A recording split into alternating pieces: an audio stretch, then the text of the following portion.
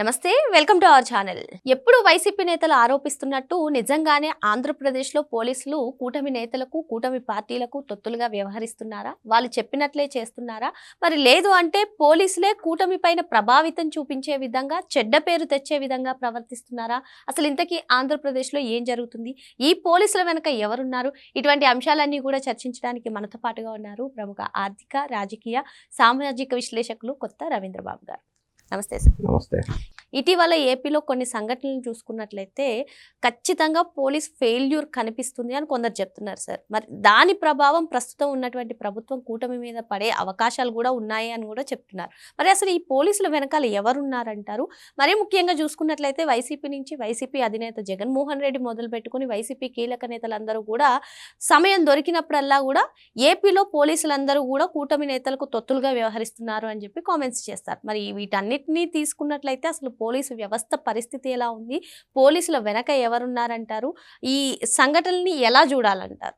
ఆంధ్రప్రదేశ్లో గతంలో జరిగిన కొన్ని సంఘటనల నేపథ్యంలో వైఎస్ జగన్మోహన్ రెడ్డి గారు వ్యవస్థలని విచ్ఛిన్నం చేయటంలో, వ్యవస్థలని మేనేజ్ చేయటంలో, వ్యవస్థలో ఉన్నటువంటి అధికారులను ఉపయోగించి ఈయన స్వార్థం కోసం పనులు చేపించుకోవటంతో దాని ప్రతిఫలంగా చాలామంది అధికారులు జైలు బాట పట్టిన సంఘటనలు మనం వెలుగు చూసాం. It is a fact.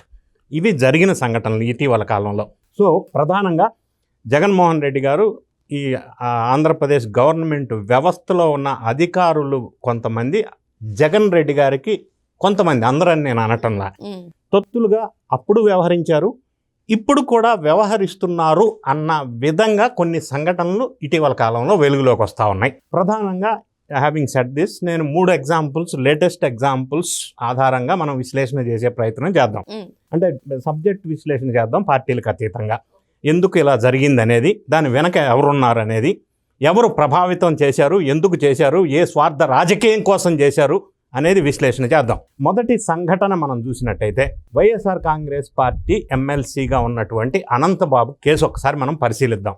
Anantha Babu చేసిన పనిని వైఎస్ఆర్ జగన్ రెడ్డి గారు అధికారంలో ఉన్నప్పుడు ఒక దళిత డ్రైవర్ని నిర్దాక్షిణ్యంగా చంపేసి భార్యాభర్తలు ఇద్దరు కలిసి ఇంటికి డోర్ డెలివరీ చేసేసి ఆ కేసులో అప్పుడు ప్రభుత్వంలో ఉండి జగన్ రెడ్డి గారు ఆయనని సమర్థించారు, ప్రొటెక్ట్ చేశారు, చర్యలు తీసుకోలేదు.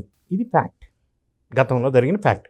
సరే, తర్వాత అధికారం మారిపోయిన తర్వాత ఇప్పుడు లేటెస్ట్గా ఆయన సాక్షుల్ని బెదిరించే ప్రయత్నం చేశాడు. ఆ దుర్గా శివప్రసాద్ అనే ఒక సాక్షి ప్లస్ ఇంకొక మొత్తం 4 సాక్షుల్ని ఆయనకున్న డ్రైవర్ సుబ్రహ్మణ్యం హత్య కేసులో ప్రధానంగా ఉన్న, ఇప్పుడు ఈయన బెయిల్ మీద ఉన్నాడు అనంతబాబు. బెయిల్ కండిషన్స్ ఏంటి? సాక్షుల్ని ప్రభావితం చేయకూడదు, సాక్షుల్ని భయపెట్టకూడదు అనేది మెయిన్ కండిషన్. సో ఆ కండిషన్ని ఉల్లంఘిస్తూ ఆయన ఆ సాక్షులు 4 ఒక్కొక్కరికి ₹1,00,000 ఇచ్చి బెదిరించి భయపెట్టి ప్రభావితం చేసే పరిస్థితి చేసుకొచ్చాడు. దీని మీద ఈ నెల 21వ తారీఖు కాకినాడ సర్పవరం పోలీస్ స్టేషన్లో వాళ్ళే వచ్చి ఫిర్యాదు చేసి ఆ 4 లక్షలు వాపస్ ఇచ్చారు. ఇది వెలుగులోకి వచ్చింది. ఈ నేపథ్యంలో ఈయన అనంతబాబుకి ఆ ప్రాంతంలో ఉన్న సిఐ రవికుమార్ అన్న వ్యక్తికి దోస్త్ మేరా దోస్త్, ఎప్పటి నుంచో దోస్తానా ఉంది. ఆయన ఈ కేసు విషయంలో ఈయనకి ఎప్పటి నుంచో సహకరిస్తూ వస్తున్నాడు, అప్పట్లోనూ ఇప్పట్లోనూ. సో అన్ఫార్చునేట్లీ ఇప్పుడు కూడా ఆ ప్రాంత సిఐగా ఆయనే ఉన్నారు.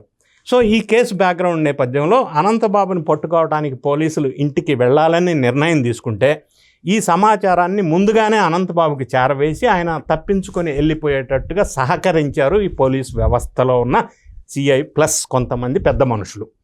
ఎందుకు సహకరించారు? ఇప్పటికీ వాళ్ళు వైఎస్ఆర్ కాంగ్రెస్ పార్టీ తొత్తులుగా ఉన్నారు, వ్యవస్థలో ఉన్న పోలీసు అధికారులు.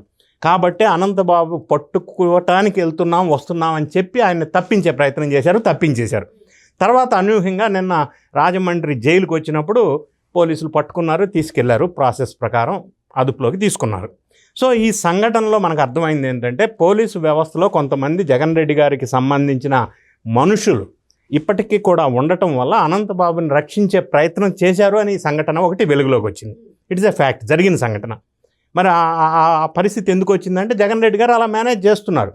ఎందుకు మేనేజ్ చేస్తున్నారంటే నేను విజయసాయి రెడ్డి గారి కామెంట్స్లోకి వెళ్ళిపోతా. ఆయన ఏమన్నారంటే కూటమి చాలా స్ట్రాంగ్గా ఉంది, మరి జగన్ రెడ్డి గారు పాదయాత్ర చేసినా మోకాళ్ళ యాత్ర చేసినా గెలవడు, కూటమిని విచ్ఛిన్నం చేయాలి అని చెప్పాడు. విచ్ఛిన్నం చేయాలంటే వీళ్ళు పట్టుకున్న మొదటి టార్గెట్ ఏంటంటే కులాల మధ్య చిచ్చు పెట్టడం, కమ్మ కాపు, వర్కౌట్ కాల. నెక్స్ట్ ఇంకొక ఆప్షన్ ఏముందంటే ఇప్పుడు వ్యవస్థలో ఉన్న అధికారులను ఉపయోగించి కూటమికి బ్లేమ్ తెచ్చే విధంగా వ్యవహరించడం. ఇప్పుడు జరిగింది ఈ కేసులో అదే. ఇక రెండో కేసు మనం చూసినట్టయితే భీముడు అంటారు ఆయన్ని, అంటే బాగా లావుగా ఉంటాడు. ఆయన అసలు పేరు అజయ్ కుమార్. ఈయన అంతర్రాష్ట్ర ముఠా నేరస్తుడు. అంటే ఈయన మీద 32 కేసులు ఉన్నాయి టోటల్గా. కర్ణాటక, తమిళనాడు, కేరళ, తెలంగాణ, ఆంధ్రప్రదేశ్ అన్ని పోలీస్ స్టేషన్లో కేసులు ఉన్నాయి. ఈయన బేసిక్గా మనం ఈ కేసు పూర్వపదాలు వ్యవహారం ఒకసారి పరిశీలించినట్టయితే ఒంగోలులో గ్రానైట్ వ్యాపారస్తుడిగా అవతారం ఎత్తాడు ఒకసారి. ఆ సందర్భంలో అందరినీ మోసం చేసి పైసలు కమాయించాడు. ఆ విషయంలో ఒంగోలు కోర్టులో కేసు ఉంది. తర్వాత ఈ రకరకాలుగా అక్రమాలు, మోసాలు చేస్తూ సంపాదిస్తూ సైబర్ నేరాలకు కూడా పాల్పడ్డాడు. అయితే 2018లోనే ఈయన మీద ఒక కేసు నమోదైంది. అప్పట్లో జైలుకి వెళ్ళిన తర్వాత జైల్లో నుంచి పారిపోయాడు. పారిపోవటానికి అప్పట్లో సహకరించారు జైలు అధికారులు, సూపరింటెండెంట్ ప్లస్ పోలీస్ డిపార్ట్మెంట్కి సంబంధించిన దేవపాల్ అనే ఒక వ్యక్తి. ఇది బ్యాక్గ్రౌండ్. తర్వాత ఇప్పుడు లేటెస్ట్గా ఏం చేశారంటే ఇటీవల కాలంలో ఆయన మీద తెనాలిలో ఒక కేసు ఉంది. అన్ని స్టేషన్స్లో ఉన్నాయి. ఈయన ఏం చేశాడంటే తెనాలి పోలీసుల వాళ్ళు పట్టుకెళ్ళడానికి వచ్చారు. ఈయన తెనాలి పోలీస్ స్టేషన్లో అదుపులోకి తీసుకున్నారు. అక్కడ ఉన్న కేసు నేపథ్యంలో రకరకాల నేరాలు ఉన్నాయి, మల్టిపుల్ క్రైమ్స్ కాబట్టి. తీసుకెళ్ళిన తర్వాత Tenali police station maintenance, repairs, civil works జరుగుతున్నాయి. ఆ పరిస్థితుల్లో అక్కడ ఆ స్టేషన్లో జైల్లో ఈయన్ని ఉంచడం సాధ్యం కాదు కాబట్టి వాళ్ళు ఏంటంటే ఆల్టర్నేట్గా రేపల్లె జైల్లో పెట్టారు. రేపల్లె జైల్లో పెట్టడం వల్ల ఈయన ఏ విధంగా మేనేజ్ చేయగలిగాడంటే రేపల్లె జైల్లో పెట్టేటట్టుగా పోలీసు వ్యవస్థను మేనేజ్ చేయగలిగాడు. ఎందుకంటే ఇదే రేపల్లె జైల్లో అప్పట్లో ఈయనకి సహకరించిన దేవపాల్ అనే ఒక పోలీస్ ఆయన ఎవరైతే ఉన్నారో ఆయన ఇప్పుడు రేపల్లె జైల్లో ఉన్నాడు. మళ్ళీ ఆయన పట్టుకొని ఆ సూపరింటెండెంట్ని పట్టుకొని రేపల్లె జైల్లో నుంచి హాస్పిటల్ అని చెప్పి హాస్పిటల్కి వచ్చారు. హాస్పిటల్లో సెంట్రల్ మేనేజ్ చేసి వాళ్ళని పైసలు ఇచ్చి మొత్తం మీద అవుట్పుట్ మనం చూసినట్టయితే టోటల్గా 50 లక్షలు ఇన్వెస్ట్మెంట్ చేసి 50 lakhs అందరికీ పేమెంట్స్ ఇచ్చేసి హాస్పిటల్ నేపథ్యంలో హాస్పిటల్లో నుంచి దర్జాగా ఆటో ఎక్కేసి వెళ్ళిపోయాడు, ఎస్కేప్, పరారైపోయాడు. అంటే ఈ పరారీకి సహకరించింది టోటల్గా పోలీస్ యంత్రాంగం, పోలీసులు, జైల్లో ఉన్నటువంటి అధికారులు గతంలో సహకరించారు. వైఎస్ఆర్ కాంగ్రెస్ పార్టీ అధికారంలో ఉన్నప్పుడు ఇప్పుడు అదే అధికారులు ఉండటం వల్ల వ్యవస్థలో ఇప్పుడు సహకరించారు, ఆయన్ని తప్పించారు, కరడుగట్టిన నేరస్తుడిని. అంటే ఆయన పైసలు ఇచ్చి జైలు అధికారుల్ని మేనేజ్ చేసి పరారైపోయాడు. ఈ సంఘటనలో మరి పోలీసు వాళ్ళు వ్యవహరించిన తీరు ఖచ్చితంగా అనుమానాస్పదం ఉంది. కాకపోతే ఈ వ్యవహారంలో ఆ సిఐల్ని సస్పెండ్ చేశారు, వీఆర్కి రిఫర్ చేయమన్నారు, అది వేరే విషయం. తర్వాత మళ్ళీ డ్యూటీకి వస్తారు. కానీ 50 లక్షలు అయితే వచ్చినాయి కదా. డాక్టర్ని మేనేజ్ చేశాడు, సెంట్రల్ని మేనేజ్ చేశాడు, జైలు సూపరింటెండెంట్ని మేనేజ్ చేశాడు, పోలీసు వాళ్ళని మేనేజ్ చేశాడు. సో ఇంతమందిని మేనేజ్ చేయగలిగాడు అంటే పైసలు ఇచ్చి. జగన్ రెడ్డి గారికి సంబంధించిన మనుషులు ఇంకా అక్కడ ఉన్నారు కాబట్టి. ఇక మూడో కేసు మనం ఇంకొక లేటెస్ట్ కేసు చూసినట్టయితే అనంతపూర్ జిల్లాలో ఎప్పుడూ లేని విధంగా గతంలో మన ఆంధ్ర రాష్ట్రాల్లో లేదు ఈ వ్యవస్థ, ఈ కల్చర్, ఈ సంస్కృతి, ఈ సాంప్రదాయం.